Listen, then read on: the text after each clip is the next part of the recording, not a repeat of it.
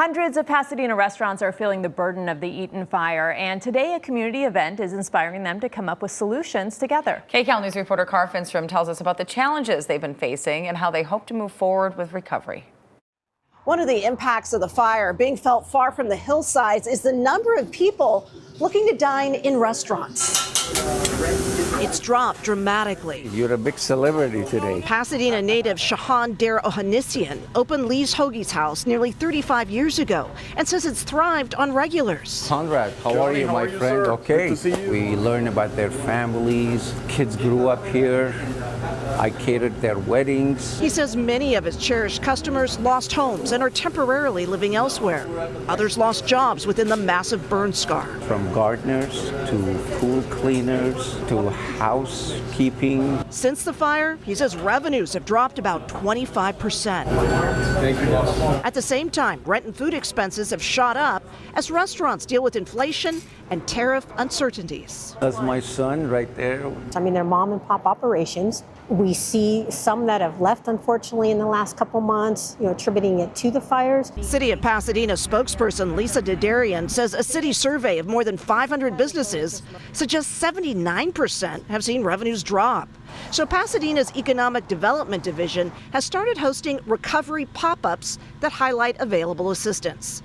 This week, they're targeting struggling restaurant owners. The city's offering individual counseling and informative breakouts. We've brought together our local community partners, nonprofits, our federal, state, county, and local resources that can help with low-interest loans. Lunch business is where we're hurting the most.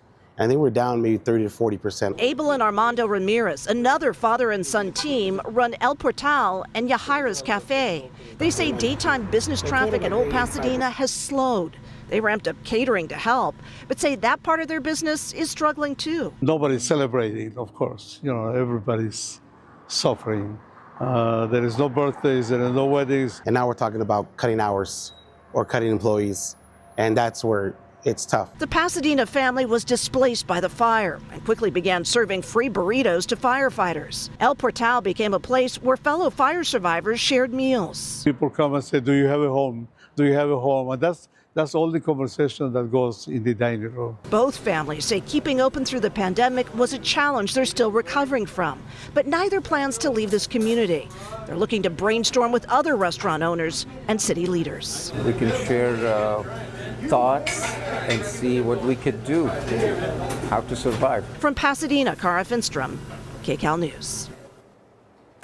Pasadena's restaurant community is invited to pop in on the event. It's at Cafe Santorini now until 12:30 p.m. What a nice thing. That is awesome. And if you have questions about rebuilding efforts here in SoCal, or if you have a fire-related story you want us to investigate, scan the QR code on your screen or go to kcalnews.com/tips.